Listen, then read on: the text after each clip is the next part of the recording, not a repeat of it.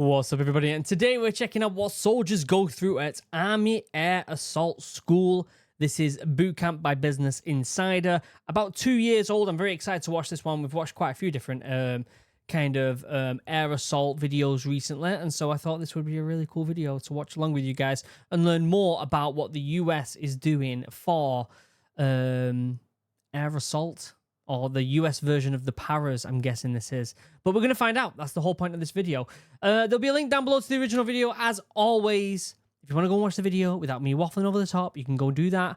There's nothing to announce just yet, but I've got some really cool, fun announcements coming up that I am very, very, very, very, very excited for. So stay tuned. Other than that, let's shut up, let's pull this up, and let's see what they're doing, throwing themselves out of this Chinook like a bunch of silly people. This is Army Air Assault School, where students train to insert themselves and equipment into combat using helicopters. Aren't Chinooks cool? They're so cool. Chinooks are so cool, aren't they? I fell asleep in the back of one once. I was so tired. I was like, I'm really tired. I'm just going to get my head down, even though this is really cool. As we start looking towards the future fight, large nation states like in North Korea, where you need to be able to go behind enemy lines, deliver formations of air assault soldiers who could seize objectives, destroy enemy formations. That's the concept.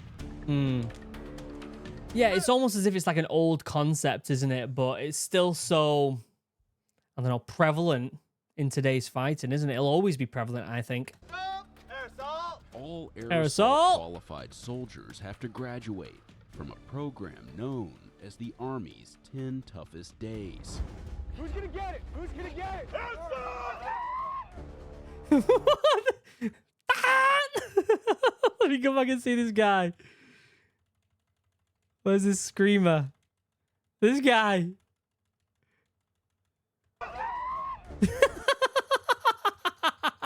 One more time. One more time. Let me turn that shit up. It's physically demanding, and also it's very mentally demanding. A lot of attention to detail. Some of the hardest things they've done in their lives in these 10 short days. It's only 10 days? I definitely think it lives up to the 10 toughest days. There's definitely nights where I was very nervous, and good reason to be nervous. It's just 10 Insiders days. Spent 4 days inside Air Assault School, Air assault. where we observed Is that all they say? Air assault. Air assault. students at various stages of training. Air assault. The first phase is an academic phase where the students learn the basics of aircraft capabilities and That's air cool. assault planning. That's cool.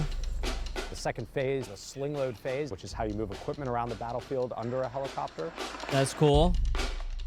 And the final phase is the rappelling phase. Bit of fast roping. Training happens here at the Sabalovsky Air Assault School, Where's that? inside the Fort Campbell Army installation that straddles the Tennessee-Kentucky border. Interesting. It's home to the 101st Airborne Division, That's cool. nicknamed the Screaming Eagles. 110, Burke, first name Aaron. But before day one of Air Assault School begins, all students have to survive what's known as Day Zero. Day Officer 3, zero. Sergeant Rivas. The test is designed to weed out students who aren't ready for the challenges ahead. So do they go straight into this as civvies, or are they already in the army and then they go into this? 114. It begins before sunrise, when students form up to receive their roster numbers. 222, Holly. The first test is an early morning inspection of their gear. Classic. Earplugs, highlighter, lacking pen, 1 gallon size Ziploc style bag. Students are given a list of items they're expected to have in their rucksacks. Yep. Good. If one single item is missing during the inspection, they're automatically dropped. 17 students in this group were dropped because they were missing items in their packing list. Amateurs. You don't miss A lot items. of the things that get people dropped is not paying attention to detail, and that's pretty much what air assault school is about. Yeah. Because it comes to the littlest thing can get someone hurt or injured, and we just want to make sure that they take it seriously. Yeah. After the I inspection, mean, it's probably basics, isn't it? You just got to look after your equipment, and that also means making sure you've got your equipment. a 2-mile run with an 18-minute time limit. Easy. 2 miles in 18 minutes. That's easy. That's 9-minute miles. I just went and did 6 of them, literally about an hour ago. By a quick smoke session, which gets the students warmed up before the main event, the obstacle course.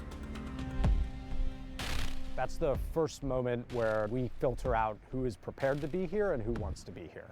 The course contains 9 different obstacles to test students' strength, agility, and confidence. Yep. 7 of them are considered minor, and students are allowed to fail 1 without being dropped. All right, this is a major. The last 2 are major obstacles. Okay. Students must pass both, otherwise they have failed day 0. Here's First, salt. the aptly named Tough One. Go ahead on the right. A multi-part obstacle that starts with a 3-meter rope climb There you go. and then tests balance, along with upper and lower body strength at a height of over 30 feet.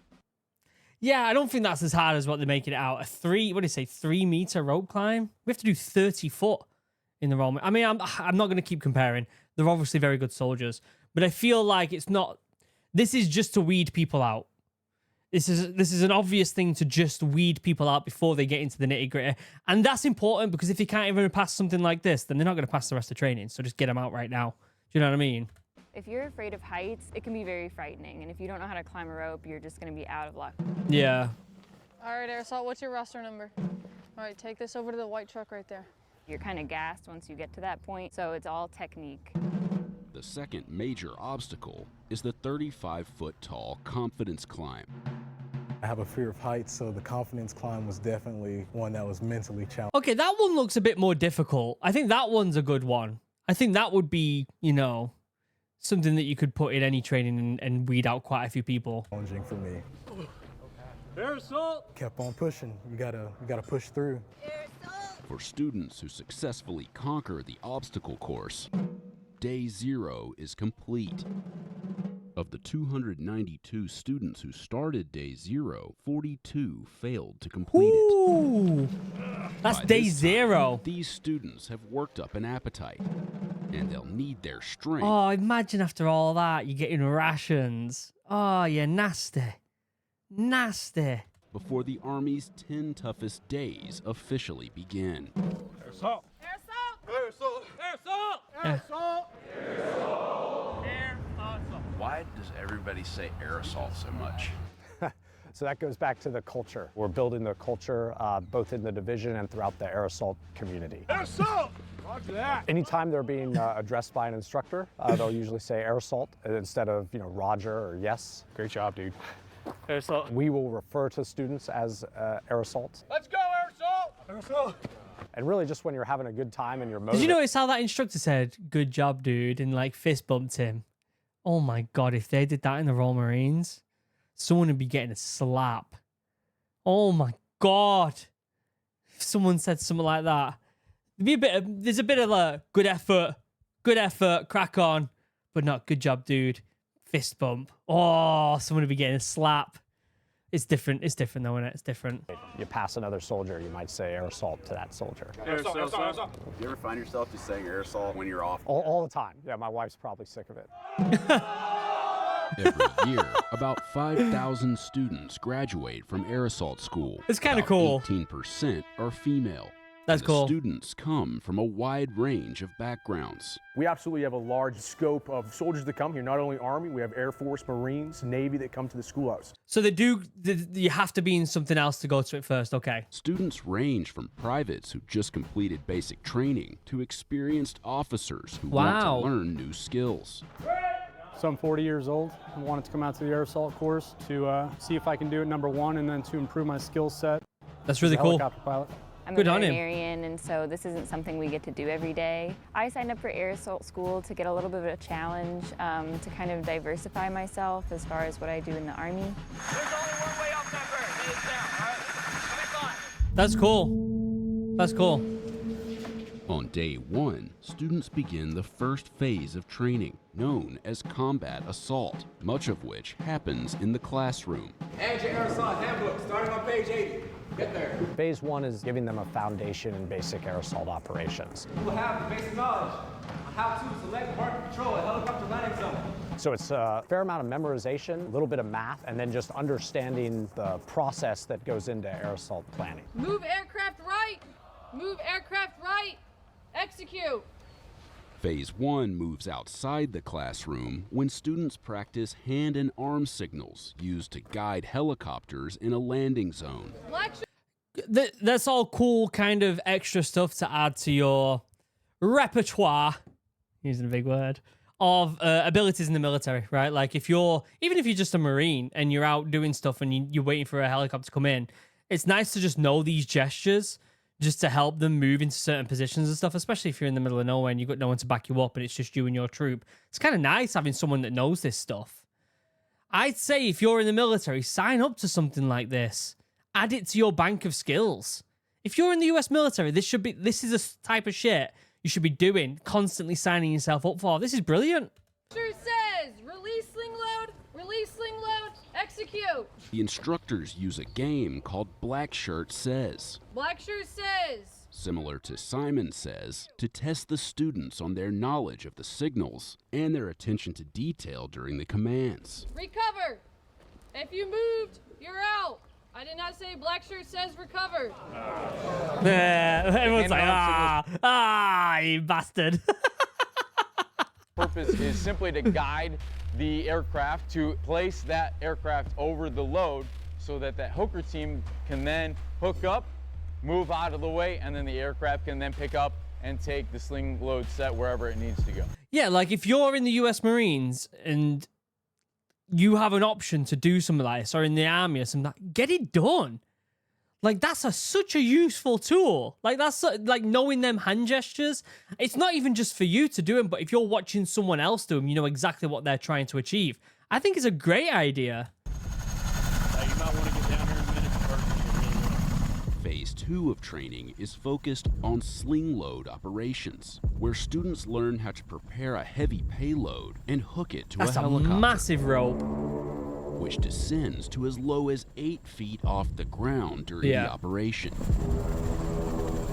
That's kind of our, if you want to call it our bread and butter here at 101st, where we can go deep behind enemy lines and resupply soldiers, whether that be beans and bullets or, aircraft or artillery pieces. Beans and bullets, yeah!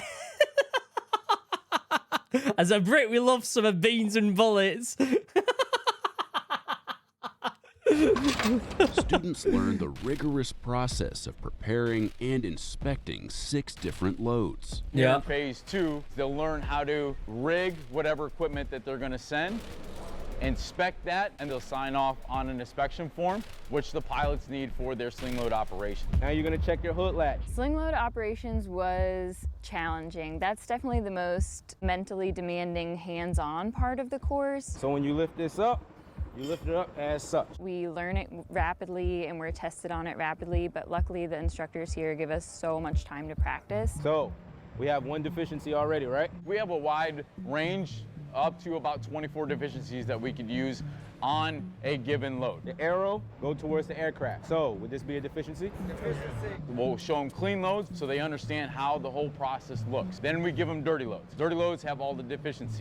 Then you ensure that your chains aren't twisted, all right, and they're wrapped one time and one time only. Like I said, it's a really good ability to have. I think that if you are a type of soldier that really wants to boost your knowledge and you've got some downtime, you should be signing yourself up for this. I think, if I'm aware, there's quite a few different things you can sign yourself up for in the US to kind of just add to your set of tools.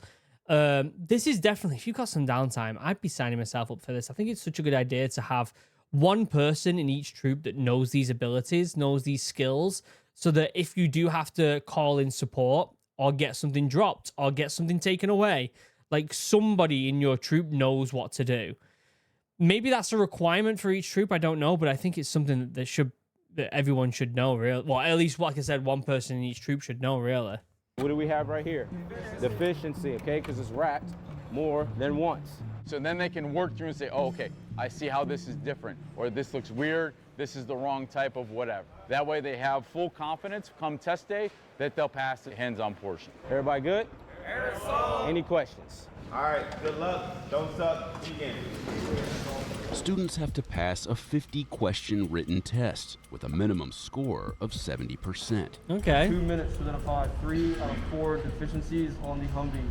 Remember, you only have 5. My presumption is a lot of this course is memorization of different, SOPs, different hand gestures. There's a lot of memorization, more than probably the physical stuff, to be honest with you. Responses. They inspect the rigging of 6 different payloads and have to identify 3 different deficiencies on each. Deficiency. First response. The students are timed during each inspection. Stop!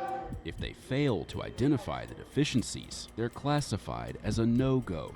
Do they just get to go Given a again? second chance to get it right. So you got If they 2 fail chances. Twice, students have to start their training all over. Oh, that's rough. You got to do it all over again.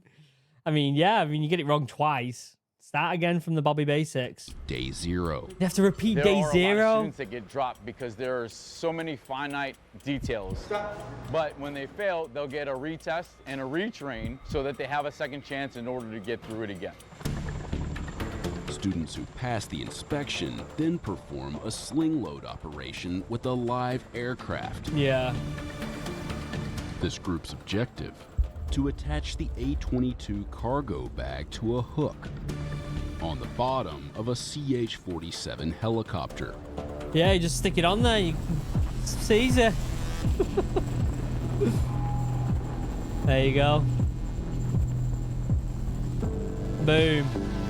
That was super fun because we've learned all about all the equipment that we can sling load from these. One of them fell over.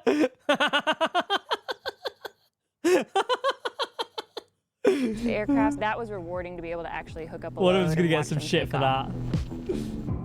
that. While part of Phase 2 is spent under a helicopter, in Phase 3, students spend time on one. Okay. But not for long. Cheeky fast roping. The last phase is focused on rappelling. Yeah. Students first master their safety equipment. They all are taught how to tie a hip rappel seat or a Swiss rappel seat. They're tested on it and they have to do it in 90 seconds. Yeah. Within Phase 3 are 3 separate stages. Rappelling from a 14-foot ramp.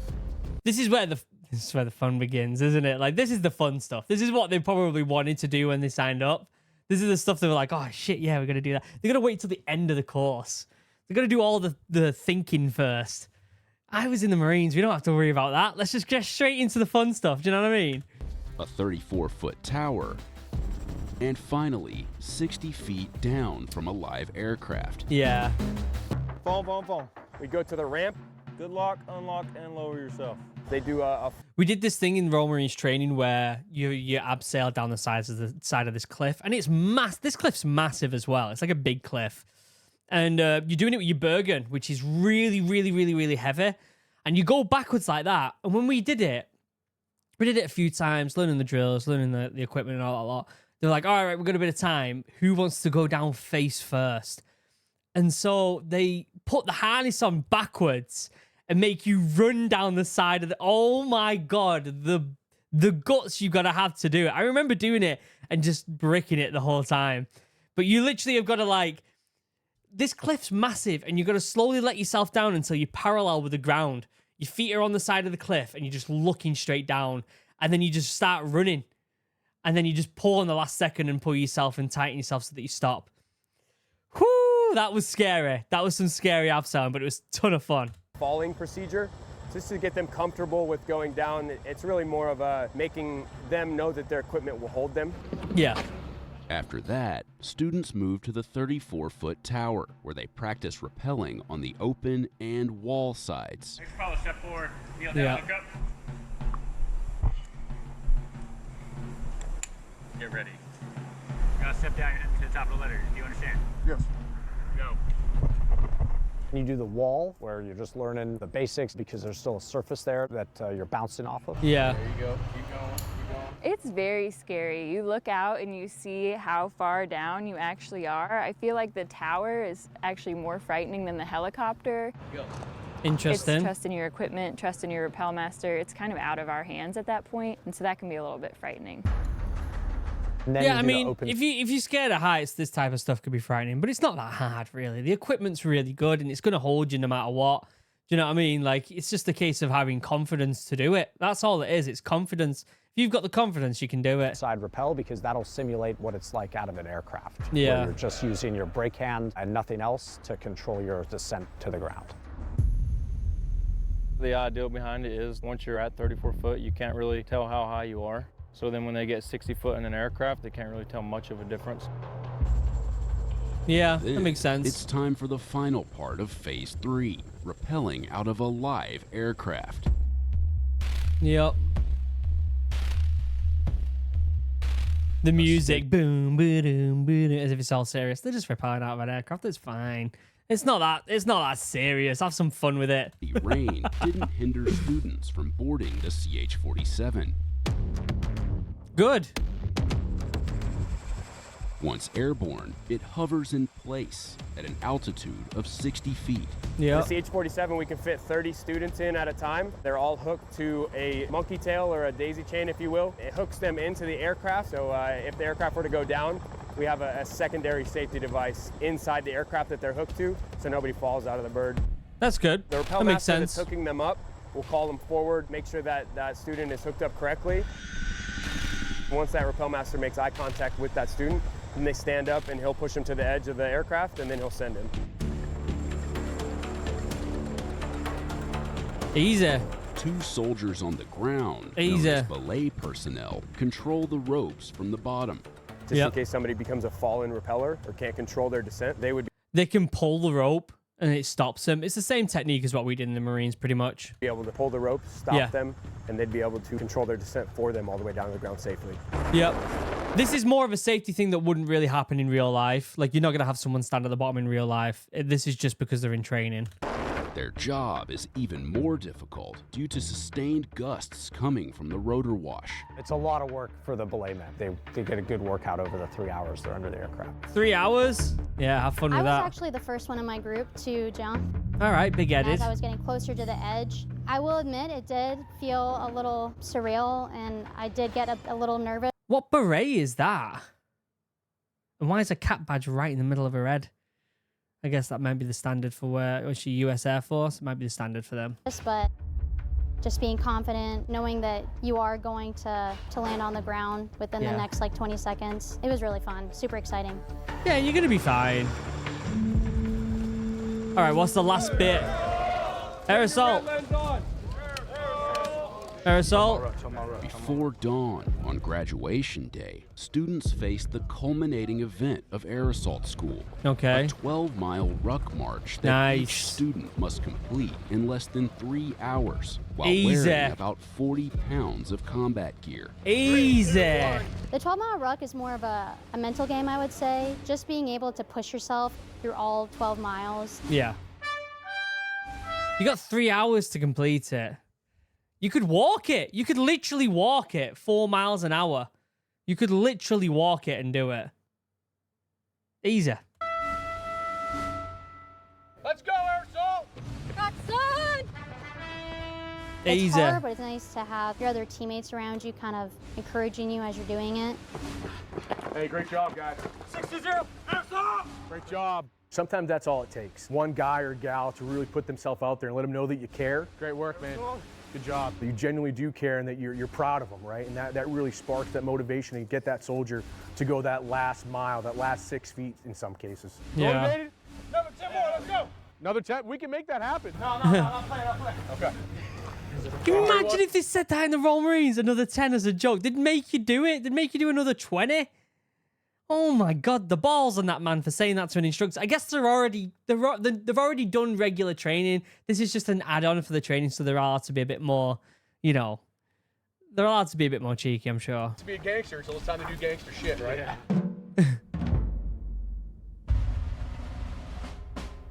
All right, undo your ruck and dump it out.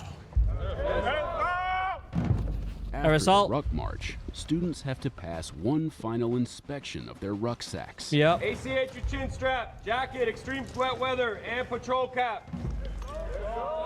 Just one more opportunity to get dropped before graduation. Earplugs, highlighter. Imagine On inspection, this student told an instructor he didn't have his earplugs. Oh my God. Slap him. After all that, slap him. Walk back here, and then go back around. And then you need to look in your gear and you need to find them by the time I get back. Oh my God. Otherwise, you're going to be a drop. Once the instructor returned, the student had managed to find them. Got your earplugs in your gear? Aerosol time. All right. No students were dropped during the final inspection. Good. Congratulations. Good. Of the 231 students that started with this class on day 0, 191 finished the course. That's good. That's a good statistic, isn't it? Friends and family gather to see the newest class of air assault qualified soldiers graduate on the final day of training. That's cool. You now have the crucial skills to maximize the effective use of helicopter assets in both training and combat missions.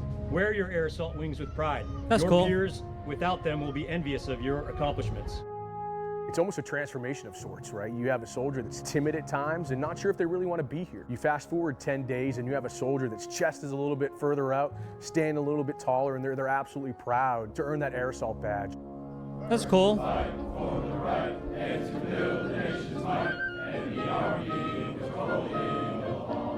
Lots of enthusiasm there, isn't there? They're all just like,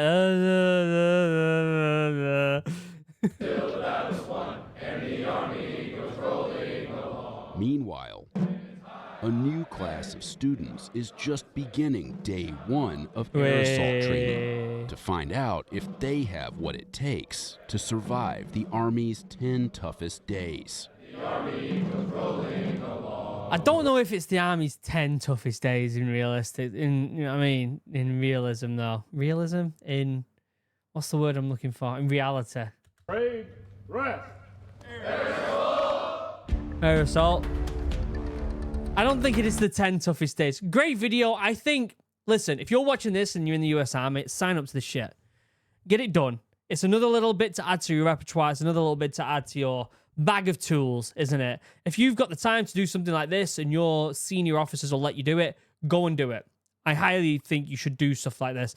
Even like, I would just go and find if there's other stuff that you can do as well. And just keep adding to your little bit of, your tools. Keep adding to the bag of tools that you've got. And it just makes you a complete soldier. It makes you a better soldier. It makes you able to adapt to different situations. Really, really good video. We've watched a few of these boot camp Business Insider videos, and they're always absolutely brilliant. Give you some really good insights of the actual training. I don't think that's a hard course, but I think it's a really knowledgeable course, and I think that it's something that you should definitely sign up for. Let me know if you've done it in the comment section down below. Let me know what you think. Let me know what you want me to check out next. If you want to watch the video without me waffling over the top, down in the description below. Other than that, that's it. I love you all, and I will see you in the next video. Have a wonderful day. Goodbye.